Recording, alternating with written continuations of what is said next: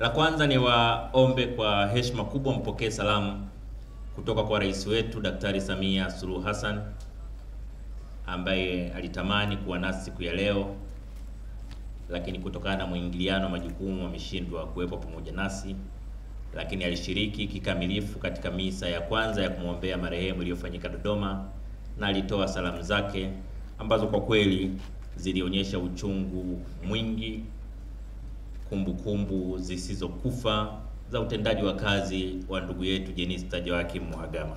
Mheshimiwa Rais amenituma tena niwape salamu nyingi za shukurani kwa utumishi wa Jenista, shukurani nyingi kwa familia yake, kwa ndugu zake, lakini vile vile shukurani nyingi kwa wananchi wa jimbo la Peramiho na wananchi wa mkoa wa Ruvuma, ambapo ndipo alipotoka Jenista ambaye alikuwa na utumishi wa kutukuka kwa nchi yetu. Kipekee ni washukuru sana viongozi wa kanisa kuanzia Dodoma pale. Waliokuwa Dodoma wanakumbuka misa ya kumwombea Jenista ilikuwa na mawaidha yenye hisia kubwa kutokana na utumishi uliotukuka wa Jenista kwa taifa, lakini vile vile kwa kanisa. Misa hili iliongozwa na mapadri zaidi ya 10, lakini pia nimesisimka sana hapa kuona misa hii imeongozwa na mapadri wengi, lakini pia imesimamiwa na maaskofu wawili. Namshukuru Askofu mwenyeji Ndimbo, Askofu Nyeisonga, mnatupa hamasa kubwa sisi ambao bado tupo, kwamba pengine tukiendelea kujitahidi kumkaribia Jenista, na sisi mtakuja kutupa heshima kwa namna hiyo. Nilisema Dodoma na hapa nitarudia kusema, Jenista alikuwa mtumishi wa kweli wa watu wake, na sisi siku zote tunaamini kwamba kiongozi, unapowaza tu kwamba nataka kuwa kiongozi, lazima akili yako ikwambie kuwa kiongozi maana yake kuwa mtumishi wa wenzako. Kuwa kiongozi sio kutafuta kuwa bwana mkubwa, sio kutafuta kuwa mnyanyasaji. Kiongozi anapaswa kutafuta kuwa mtumishi wa wenzake. Kama huna moyo wa kutumikia wenzako, basi huna wito wa uongozi. Ndio maana tunawasisitiza viongozi wetu, ukishaamua kugombea na kushiriki uongozi, wapende wananchi wako zaidi ya chochote. Kuwa tayari kuwatumikia wakati wote. Daima simamia maendeleo yao na mafanikio yao. Wananchi wako wakuone wewe ndio mtetezi wao wakati wote. Na hivi ndivyo alivyokuwa Jenista Joakim Mhagama. Tunaona fahari leo kumsemea, tunaona fahari kumzungumzia kutokana na utumishi wake uliotukuka. Alikuwa mbunge wa viti maalum kwa miaka 5, akawa mbunge wa jimbo kwa miaka 20.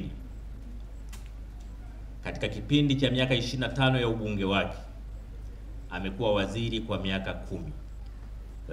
Nataka niwaambieni, katika miaka 15 ya ubunge wake ambapo hakuwa waziri, utumishi wake ulikuwa utadhani ni waziri pia.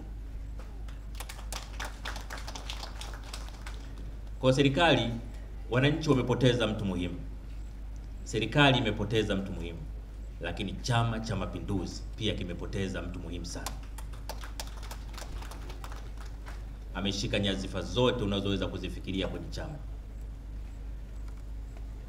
Ikaa kuanzia halmashauri kuu ya taifa, secretariat ya taifa, kamati kuu ya Chama cha Mapinduzi. Kote mchango wake hautaweza kufifia. Ndio maana naibu katibu mkuu wa CCM ameweza kufika kwenye msiba akiwa na sare ya kijani kwa kutambua mchango wa Jenista.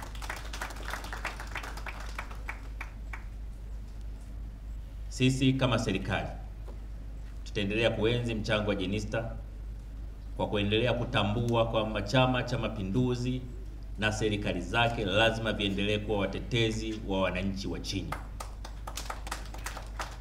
Wananchi wenye shida, wananchi wenye matatizo, lazima wakati wote waone Chama cha Mapinduzi ndio chama chao cha kukimbilia.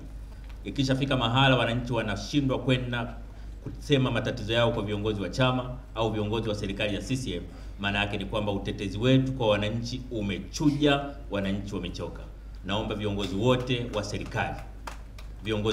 serikali wahakikishe kwamba wananchi wa kawaida ndio wanakuwa kipaumbele chao katika maisha ya kila siku.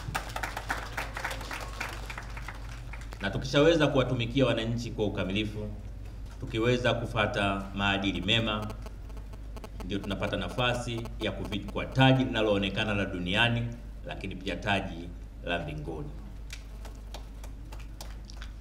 Nitumie nafasi hii kuwashukuru sana familia ya marehemu Jenista ambao wamekuwa na mchango wa kipekee katika kumpa ushirikiano katika maisha yake ya uongozi bila kuwa kikwazo kwake kwa wakati wote. Lakini pia nitumie nafasi hii kuwashukuru uongozi wa Bunge la Jamhuri ya Muungano wa Tanzania chini ya Spika kwa ushirikiano mkubwa ambao wameutoa kuhakikisha kwamba shughuli hii inakwenda vizuri. Lakini vile vile namshukuru Waziri Mkuu na ofisi yake kwa kazi kubwa ya uratibu. Rais alitoa maelekezo kwamba Jenista azikwe kwa heshima zote, na rais mwenyewe alitoa ndege ya kusafirisha mwili wa marehemu. Tunashukuru kwa usimamizi na uratibu wa rais wetu. East African Spirits Company Limited ni kampuni inayojihusisha na uzalishaji wa pombe kali na bia. Kampuni hii ilianza mnamo 2018 ambapo ilianza na line ya plastiki. Tulianza uzalishaji wa bidhaa yetu inaitwa Diamond Rock. 2019 tukaanzisha line yetu ya line ya glasi ambao tunazalisha bidhaa yetu pendwa Hanson's Choice. 2023 ndipo tulipoanza ku blend na ku manufacture beers zikiwa ni Hanson's Light, Goldberg, Basembi ambayo imeunga mwaka 2024 na Hanson's Dry iliyoanza uzalishaji mwaka 2025. Bidhaa zetu ni bora, salama, zimethibitishwa na TBS, lakini pia zina key element au niseme ni zina sifa kuu ya kutokuwa na hangover, kutokuwa na harufu mbaya, na pia zina bei nafuu kwa kila Mtanzania.